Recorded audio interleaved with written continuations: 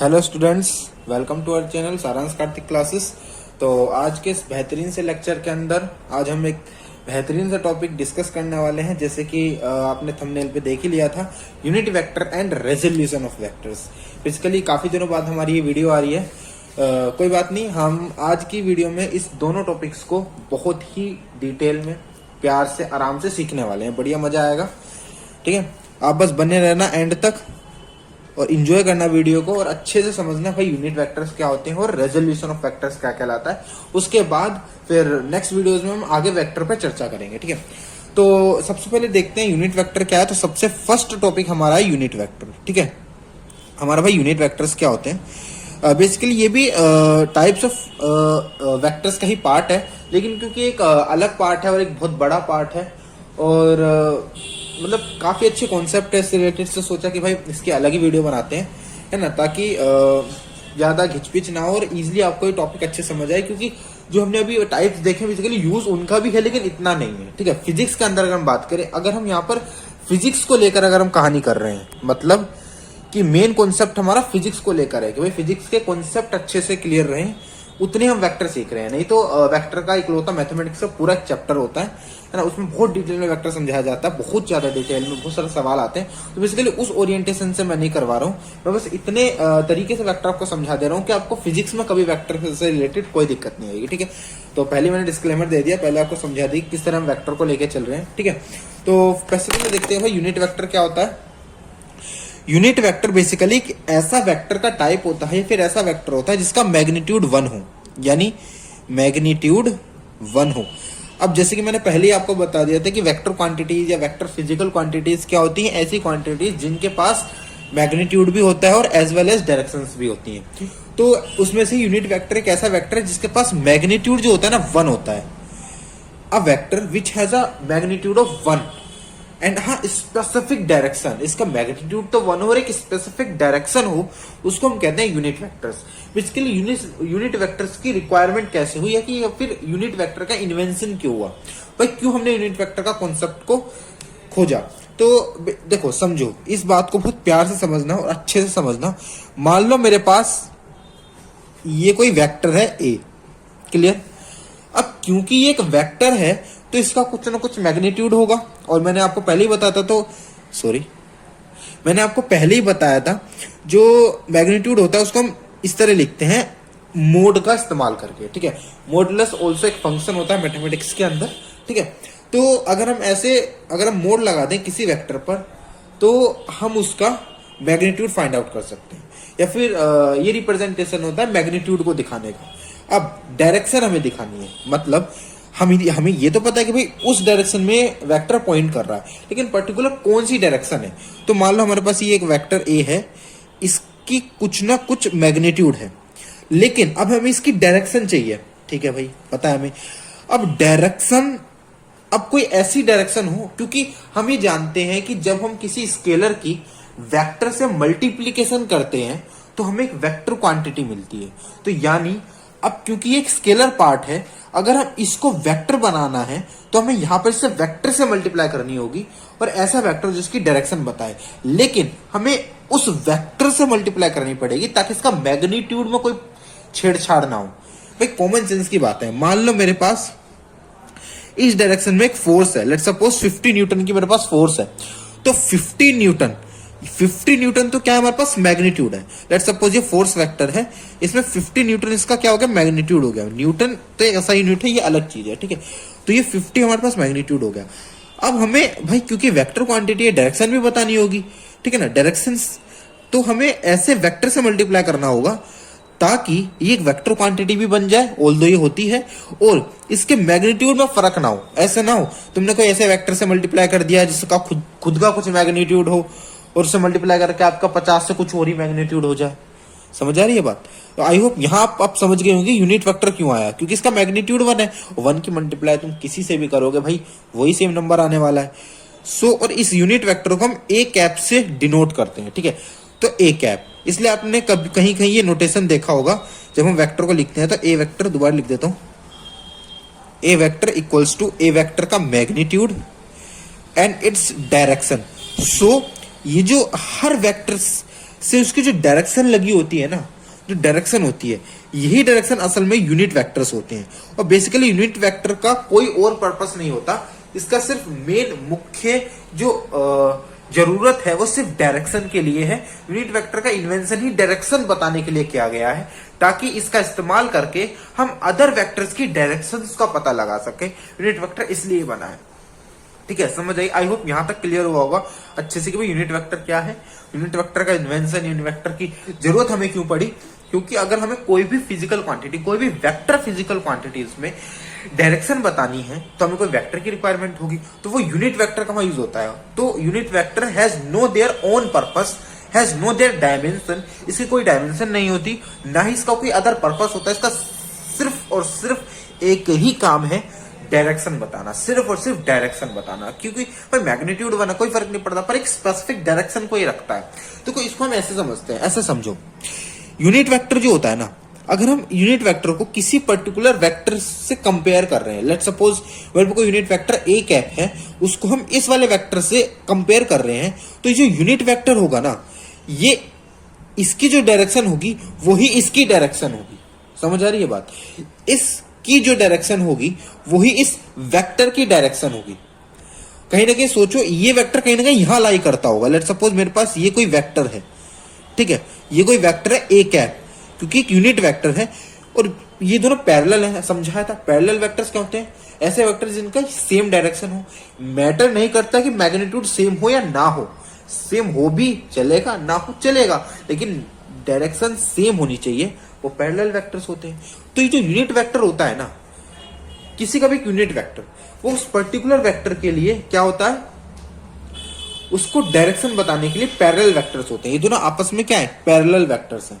या तुम इसको इसके ऊपर चढ़ा दो, बात तो एक ही है, कोलिनियर बना दो, बात तो एक ही है ना। तो यानी तुम कह सकते हो, मान लो मेरे पास अगर ये कोई वेक्टर ए है, ए कोई एक वेक्टर है जिसका या मैग्नीट्यूड मान लो 3 है, 3 कोई डायरेक्शन होगी एंड प्लस डायरेक्शन, इसकी कोई डायरेक्शन है 3 है, तो ये जो 3 है ना, तो ये 3 यूनिट वेक्टर्स के मिलाने से बना होगा। ये तो तुम समझते हो भाई, इसमें कहने के 3 यूनिट वेक्टर्स आ रहे होंगे, तो 1 2 3, इसका भी मैग्नीट्यूड 1, इसका भी मैग्नीट्यूड 1 और इसका मैग्नीट्यूड 1, और टोटली 3 हो जाएगा।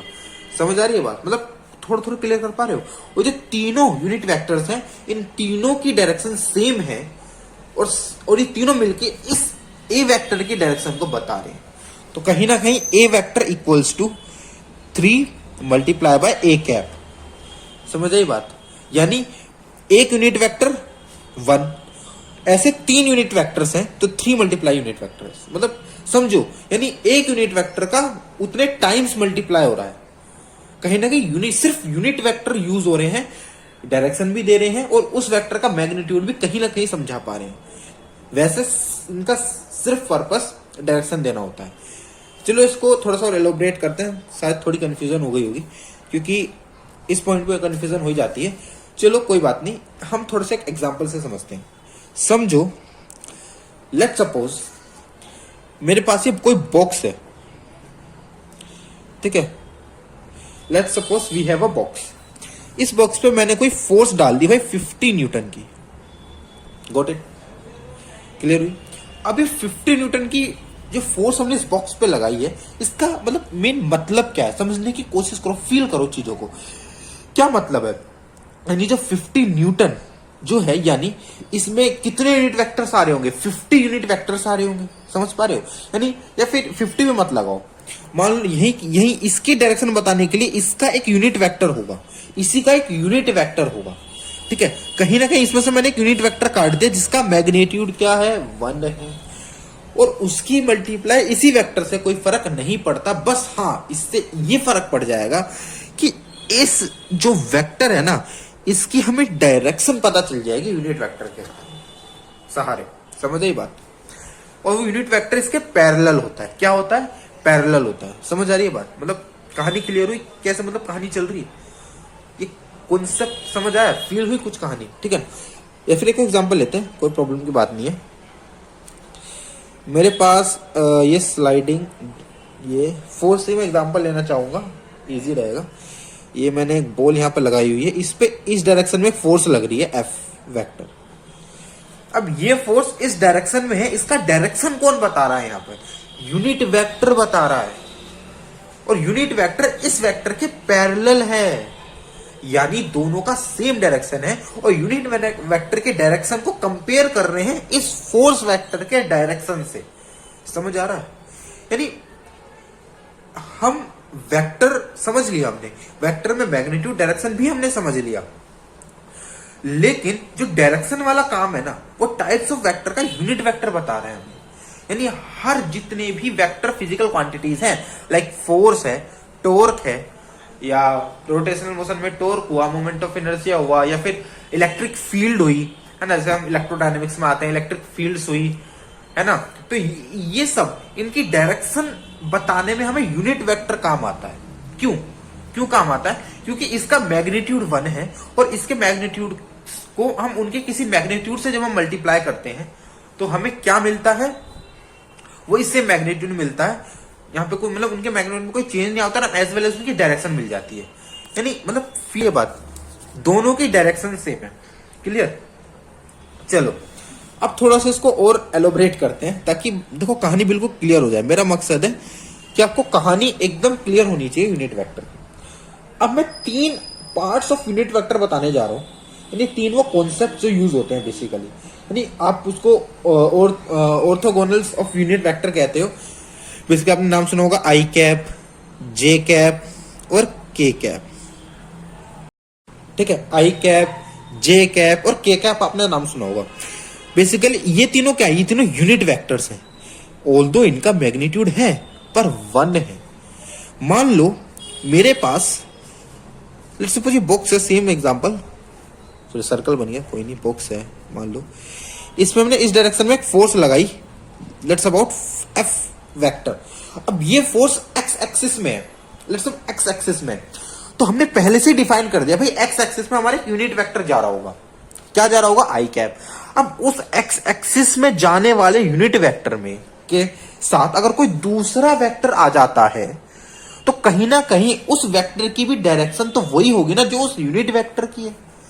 नहीं समझ आ रही है बात? देखो ये फील करो, यहां पर हमने क्या करा, कार्टेशियन प्रोडक्ट की आपकी वीडियो बनाई थी कार्तिक सर ने, तो उसमें आपको कार्टेशियन प्रोडक्ट अच्छे से समझाया था। आपको पता भाई एक्स जो डायरेक्शन होती है और वाई डायरेक्शन होती है, जेड होती है ना, जब हम 3D में कहानी आती है, जब कहानी 3D में आती है, तो जब हमारा एक्स एक्सिस है, तो एक्स एक्सिस में हमने पहले से यूनिट वेक्टर डिफाइन कर दिया आई कैप नाम से। ठीक है, अब उस एक्स एक्सिस के लाइन में अगर कोई और वेक्टर आता है, फोर्स वेक्टर आता है, टॉर्क वेक्टर आता है, या इलेक्ट्रिक फील्ड आती है, या कुछ भी उन लाइन में आता है, तो क्या उनकी डायरेक्शन भी वही होगी जो उस यूनिट वेक्टर की डायरेक्शन है? इससे तो आप एग्री करते हो। मान लो वाई में हमने कोई वेक्टर डिफाइन कर दिया जे कैप, वाई एक्सिस में हमने जे कैप हमने फिक्स कर दिया।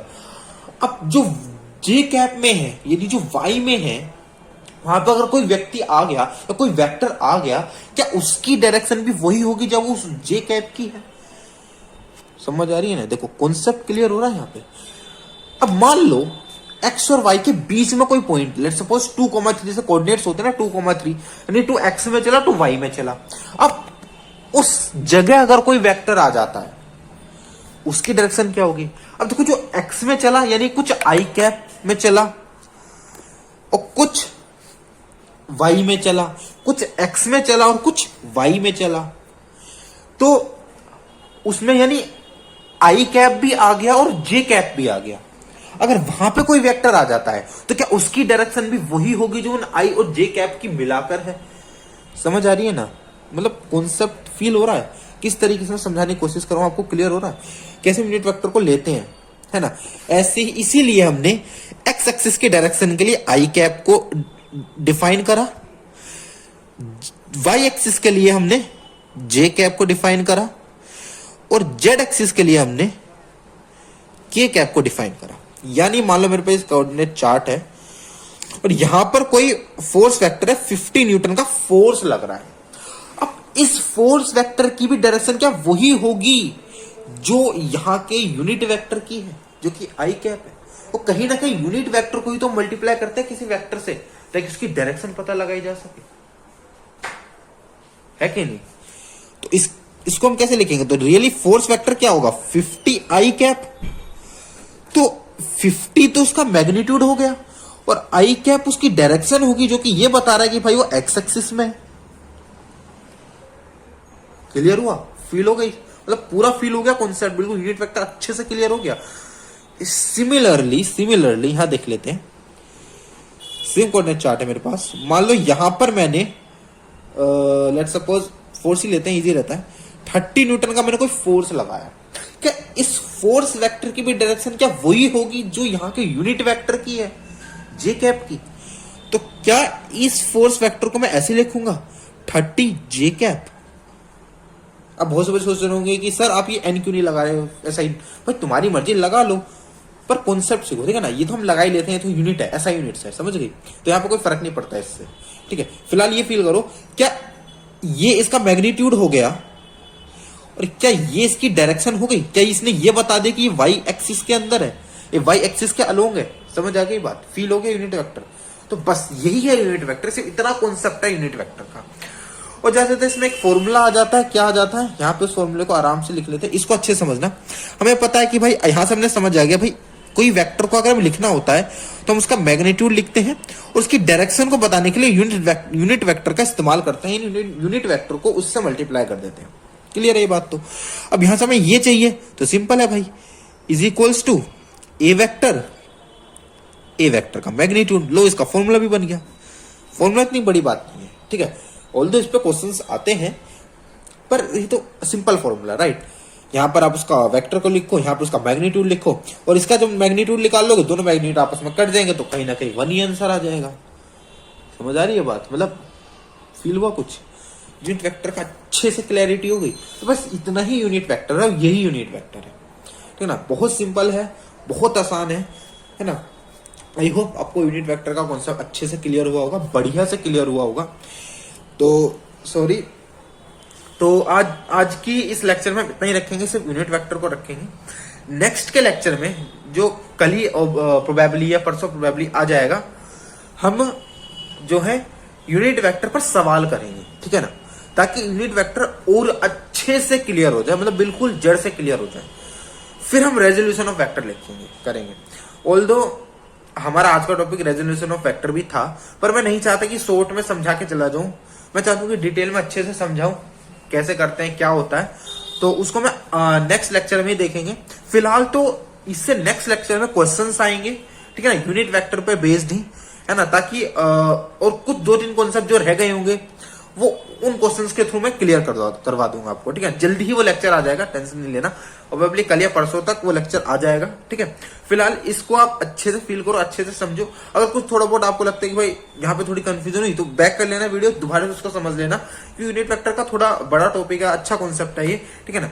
और मैं आशा करता हूँ कि आपको अच्छे से क्लियर होगा, फील हुआ होगा कि यूनिट वेक्टर होता क्या है। एक बार लेट्स क्विक रिवाइज कर लेते हैं। यूनिट वेक्टर क्या? यूनिट वेक्टर एक ऐसा वेक्टर जिसका मैग्नीट्यूड 1 हो और स्पेसिफिक डायरेक्शन हो।